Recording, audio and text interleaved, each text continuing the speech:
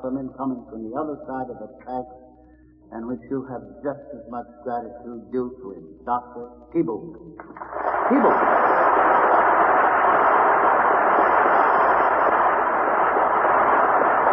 Get my note. Go on, Dr. Put this down. The white goes on 3 minutes before, and the red goes on after. Fire.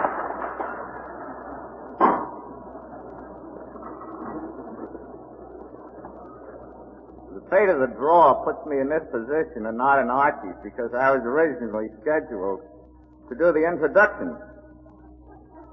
I don't know who's going to come out better, but I have some very strong ideas as to where I came out. 5 years ago at St. Louis, I acted as a representative of psychiatry.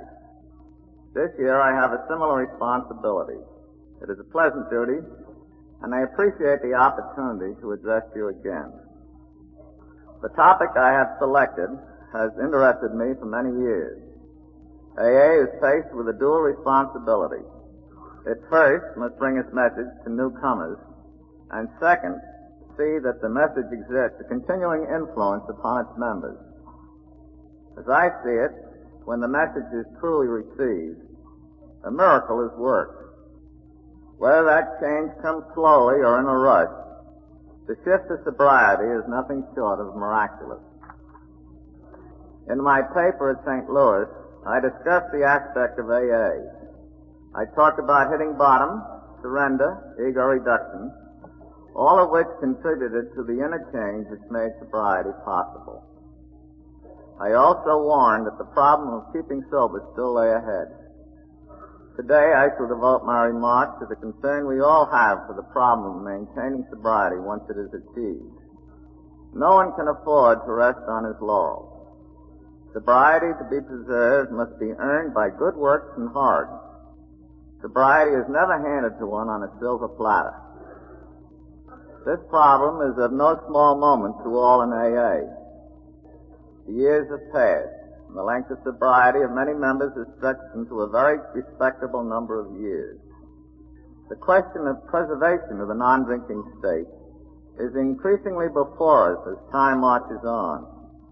The answer, as you all know, is not always favorable. Here and there one hears and sees an old-timer who, after 10 or 15 years without trouble, is back once again in the rat race of alcoholism. The number is not alarming, nor do I think it represents a trend. But it happens with sufficient frequency and apparently over a wide enough area to make it a matter worthy of serious concern and consideration. My paper will have 3 sections. The first will present my understanding of the workings of the AA program. The second will describe the foe of sobriety, the ego, and how it may be identified. The third will discuss humility, which is the arch opponent of the ego. On the basis of these 3 sections, I shall endeavor to offer some comments on the AA scene. The first section has to do with how sobriety is achieved initially. Here I shall repeat much of what I have said before about hitting bottom, surrender, and ego reduction. Summarizing my thinking, I believe that the person, if and when he succeeds in becoming a member of AA, has first undergone a conversion or personality change, which has occurred because he has second, hit bottom, which has produced third, a surrender by his previously entrenched ego. This can be put into something of an equation which reads, hitting bottom plus surrender equals conversion of personality change. And basic to all such thinking is the fact that in this new state may be found the capacity to feel and to have humility. What then is this ego, this foe of sobriety? Without going into a long technical discussion about its source, let me in this second section give you some feel for the inner attitudes I have in mind about the nature of this ego, which is the villain in the drama of the alcoholic. To start with, let me illustrate my ideas with a story which goes back a number of years. The dangers of ego, in the sense I'm using it here, were just becoming apparent to me and to some of my patients. One day, one of them said, "You know, I just heard X say something that has been bothering me like the dickens. I wonder how you feel about it." He then added that he, my patient, was at a meeting with X in which they were discussing the program, and that X had stated he would only speak if he were the third speaker. Continuing, my patient said, "That sounded suspiciously like ego to me. What do you think?" I agreed. But we both found it hard to believe because X was the spark plug and leading light of his group and as solid an AA citizen as one could imagine. Yet within a year of his boldly claiming this special spark, this man was drinking. And in 2 years he was dead of complications brought on by his continued use of alcohol.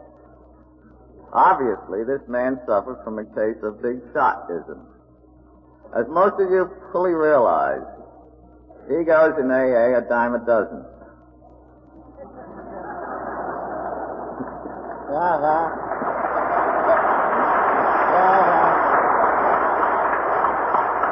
I can say, along with Archie, I'm on the other side of the fence, too.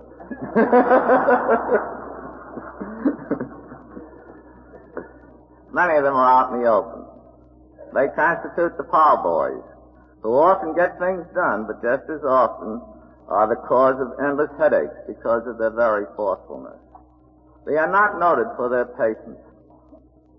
Of equal importance, and certainly of far greater frequency, are the individual whose ego is even hidden from themselves. The following incident makes its point quite simply, I think. It concerns a patient who had been protesting vigorously that she couldn't have a big fat ego because she loathed all persons who showed any evidence of that kind of thinking and feeling.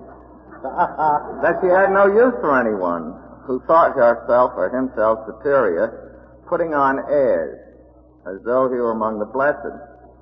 After she had finished proving she was not ego-ridden, I asked her a couple of questions. The first was, which way do you look when you loathe someone? After some wiggling, she said, I look down.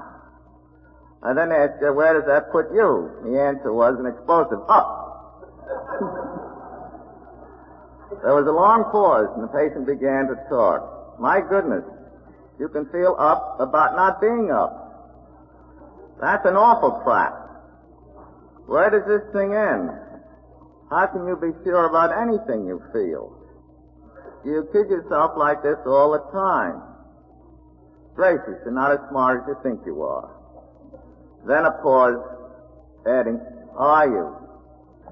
Now she looked at me questioningly, with a note of humbleness in her voice. It was apparent that the wind had been knocked out of her sails, and that she had dropped way down from being up. She was having a first-hand contact with humility. For her, the word ego had taken on a new dimension.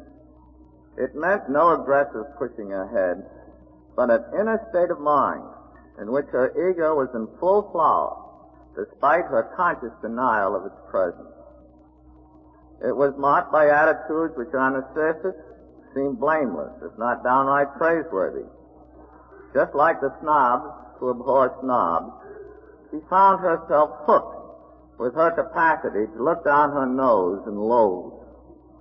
Her ego had sneaked in a totally unexpected fashion. She was beginning to take an inventory that might be more than a list of words.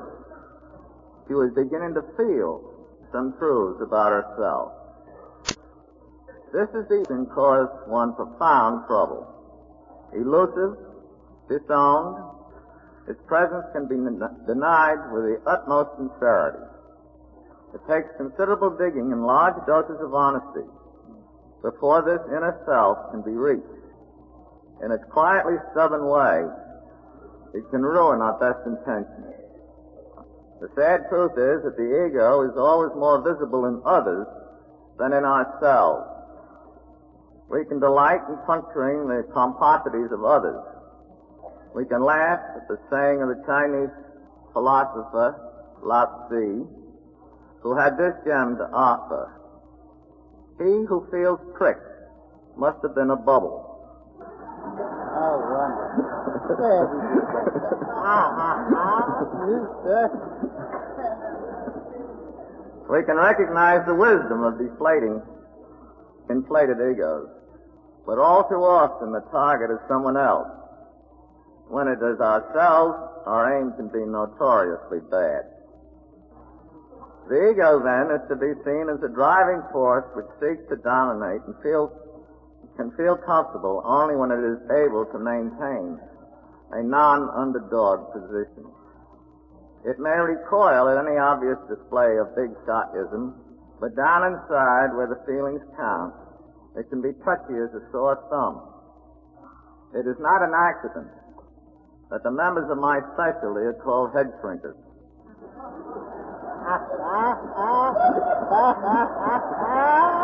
Oh, wonderful.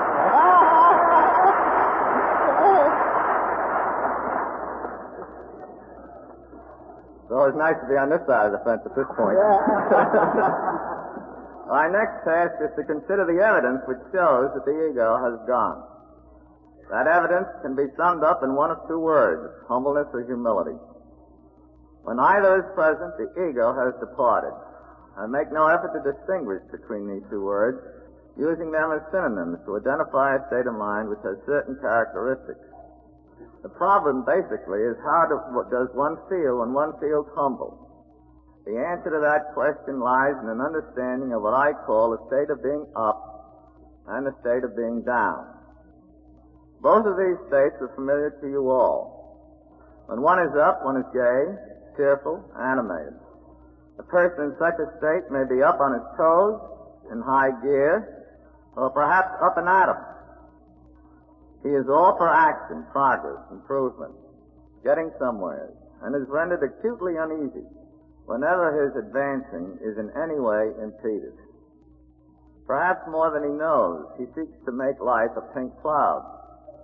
In a deep sense, he lives off hope, an ingredient which keeps telling him that someday his ship will come in and his worries will be over.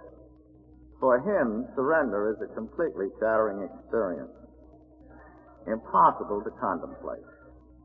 It means renouncing the will to live, the force that keeps him going. The person in the upstate seldom questions its validity. It seems the epitome of health and well-being. Down, on the other hand, is the exact opposite. In the state of being down, the individual is not gay, lacks energy, drive, and finds life a dreary bore. Such phrases as down in the mouth, or down in the dumps, successfully picture the down frame of mind. It is a state of mind to be avoided and smacks little of health. In keeping with most everyone else, for years I viewed the upstate with kindly eyes, and this down one to be the enemy of mankind. Then AA entered my life, and a whole new series of facts were forced upon me. I heard of a pink cloud, a state, if ever there was one, an upstate, if ever there was one, yet clearly not an entirely healthy one. And even more confusing, I heard of humbleness and humility, which were certainly part of a down state, yet were essential to sobriety. And finally, to my surprise, I realized that being sober meant being sober-minded, with no trace of being up. These were incontrovertible facts which seemed to fly in the face of all logic. Yet facts they were, and some sense had to be made out of them. The question was, how can one lose the upstate without plunging into a down, which is crippling and surely a miserable form of existence? The answer to that question lies in a recognition of the fact that the word down does not have to mean down and out. It can also mean down to earth. This down is a very real one, too. The down-to-earth individual has his feet on the ground. He can spot the pink cloud for the up element it has, and can distrust its airy and unsubstantial quality. The man with his feet on the ground is a solid citizen, going nowhere, interested in nothing spectacular, but able to live each 24 hours as a contributing member of the human race.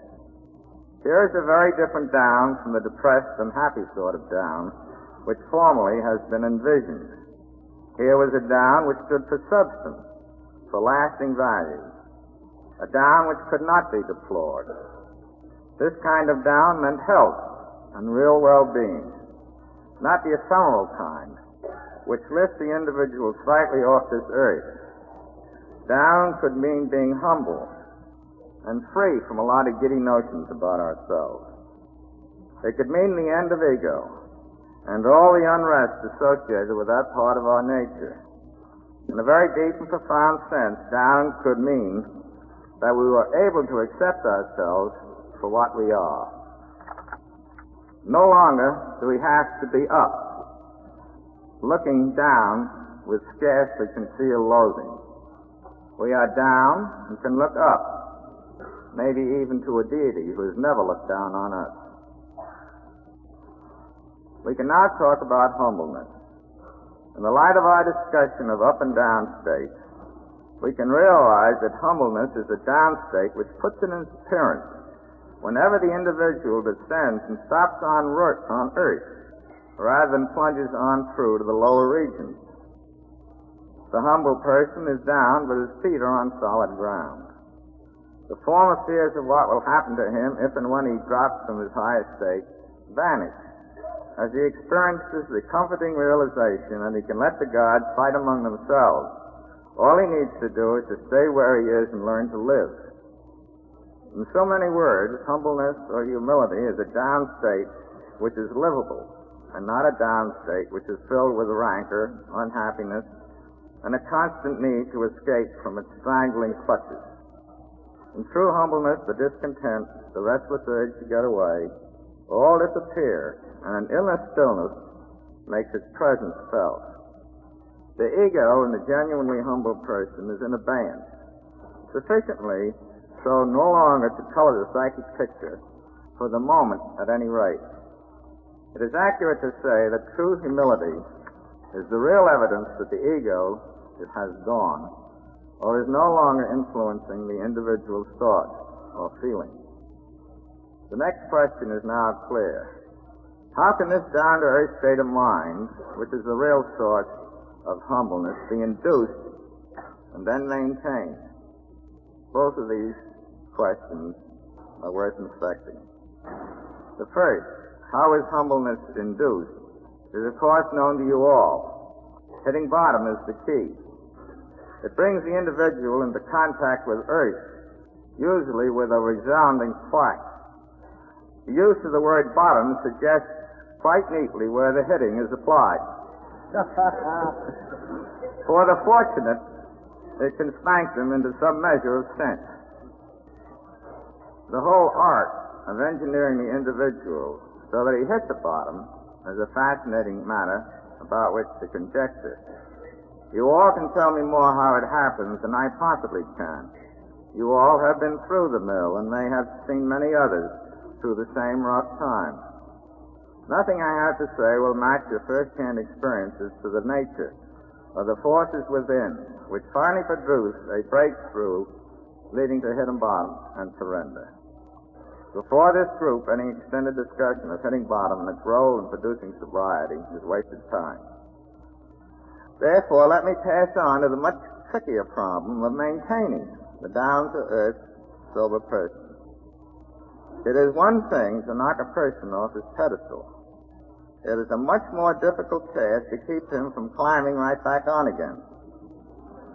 Since a considerable portion of my practice is devoting to helping AA members develop their capacity to stay humble or down on earth.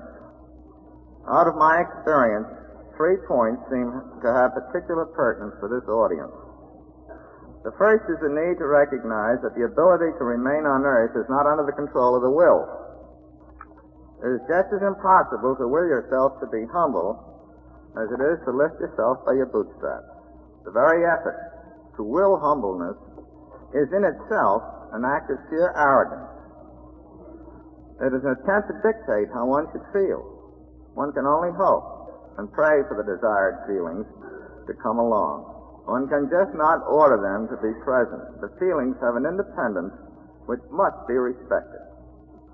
The second point for consideration is that as people, we have forces within us which can carry us off earth so subtly and so quickly that we are totally unaware that anything has happened to us.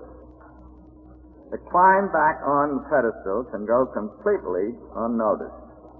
The old-timer who insisted on the preferred position could still talk AA and be convincing to himself and others. My patient had spotted the returned ego, but the victim of that return was totally innocent of the fact. If so charged, he would flatly asserted his humbleness and had been quite honest, although, of course, quite inaccurate. The problem of the unnoticed return of the ego is widespread. The individual who enters AA after hitting bottom has his own experience which provides him with a genuine feeling of humility. Then a tragic thing often happens. The memory lingers, but the humility slowly seeps away. Finally, the individual basks in the memory of being humble, but his ego has staged a comeback, quite without his having the slightest awareness of the truth. When this comeback has occurred, the individual can get up and say in all sincerity, "I'm the most humble man in this room." That statement, made at a meeting in Greenwich, received a salutary horse laugh, although the speaker was obviously puzzled by it. Perhaps later on the impact of what he said sank in and brought him down a peg or two. Let's hope so, for his sake. The third point I wish to discuss about the problem of remaining humble concerns the actual ways and means by which humbleness is preserved. Taking for granted this automatic return of the ego, the question resolves itself into the problem of how to stop this process of ego reinflation. Obviously, no foolproof formula exists. The pitfalls are too many. Attendance at meetings, 12-step work, repeated inventories, improving our conscious contact with the higher power are all helpful and may be depended on in most instances. However, the unwary individual may get trapped in ways which he least suspects. Time does not permit a full discussion of many snares which lurk for the unsuspecting. One danger spot is so common and so pervasive that I must bring it to your attention. I refer to the ease with which we can surround ourselves with virtue. We all have the capacity to give ourselves A for effort, and thus pat ourselves on the back, an act which feeds our self-esteem and furnishes the ego with a heady diet. A patient dreamed of doing what was right and followed that dream with another in which she saw herself all wrapped up in a lovely golden cake, a perfect symbol for the individual who is all wrapped up in herself, emitting a golden glow. Although not aware of it, she was in obvious danger. Any person so conscious of her inner glow would have no trouble planting a halo on her head with all the inflationary aspects of such an adornment. Like many another, she was being forced to realize that with her, virtue was its own reward. Oh, how she loves to gobble up that reward. She can profess all the humility in the world, but down inside where it counts, she pictures herself in a golden case. All she could do as the impact of her dream was laid before her was to smile a bit facetiously and remark, "I guess it's harder to be humble than you think. You just don't know you have such silly ideas down inside of you. And the worst of it is, I'm afraid that you are telling me a truth about myself. I guess the smart thing to do is not to dream." I have no answer to this problem of giving ourselves A for effort. Like the snobs who abhor snobs, one can give oneself A for the A for effort for not giving oneself A for effort. My advice to patients is to keep their fingers crossed and hope that this self-glorification does not take place. There is no conscious way of dictating that it will not occur. Awareness hopefully can be helpful. Beyond that, all one can do is to pray. Such uncertainty about maintaining humbleness may seem very unenlightening. It leaves one groping for answers, a state of mind which makes many people unhappy.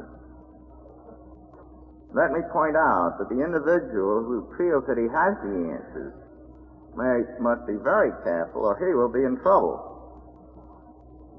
To have the answers puts one right back in the driver's seat, able to cope with anything, and a far cry from being humble and aware that one does not know everything, nor need to in order to get along. In fact, one indication of humility is a willingness to forego absolute certainty in the consciousness that man's lot is but a humble one. There are many, many things he cannot understand and does not need to. The higher power does exist and can be trusted. The humble person can leave it to there. He does not have to be in on the know about everything.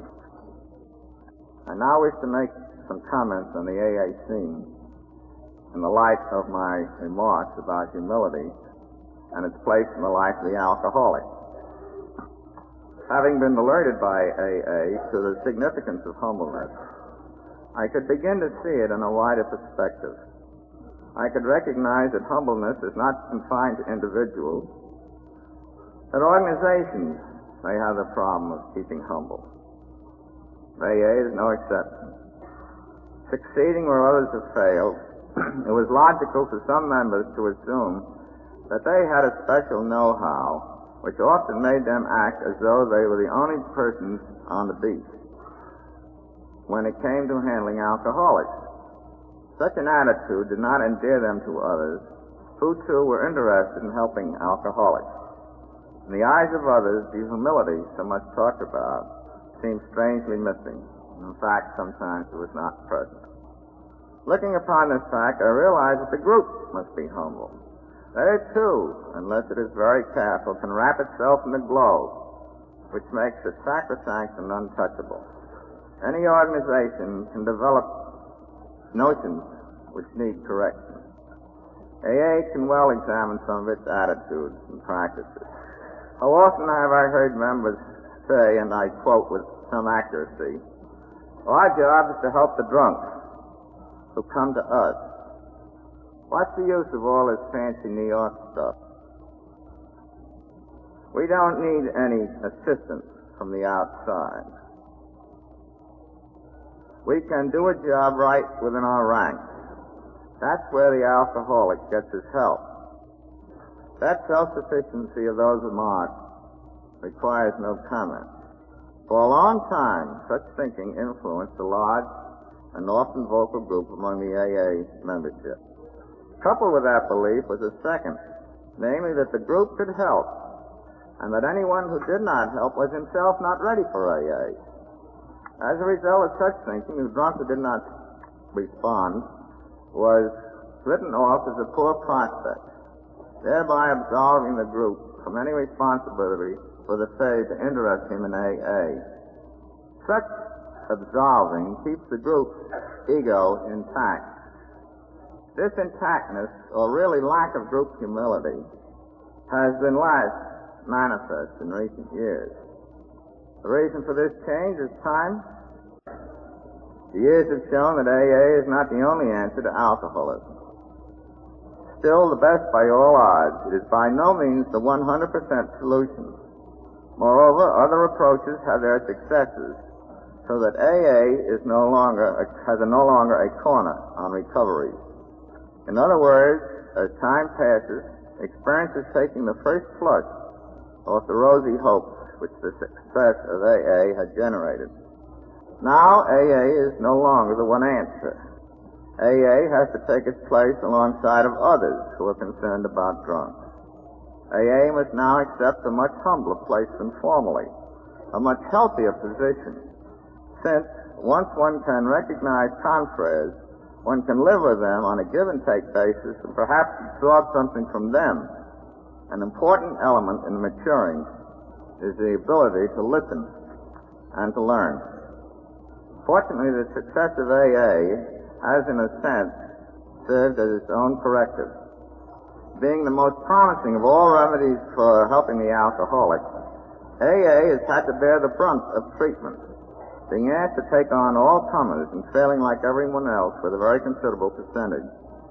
It is now obvious that AA is the answer for some people at a certain time in their drinking career.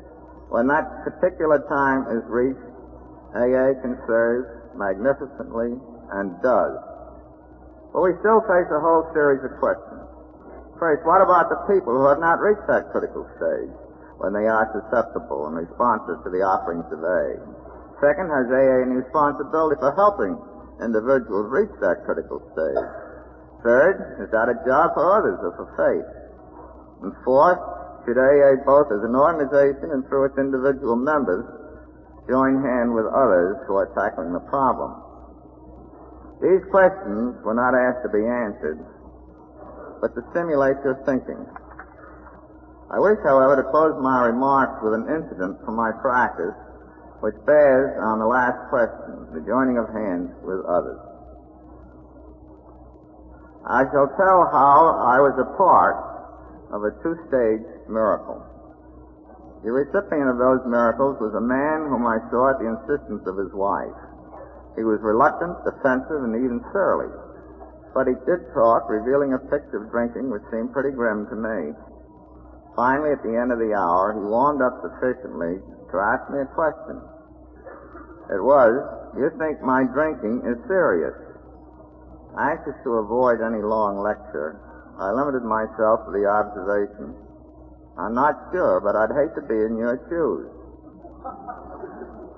The scene now shifts.